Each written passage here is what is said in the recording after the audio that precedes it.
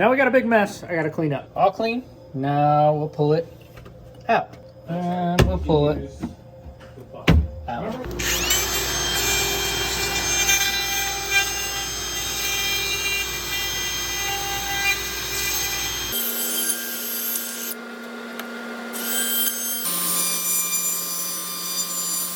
And they're all done. So we have 1, 2, 3, 4.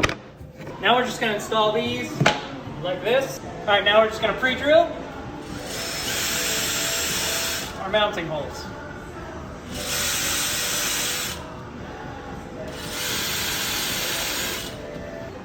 Now just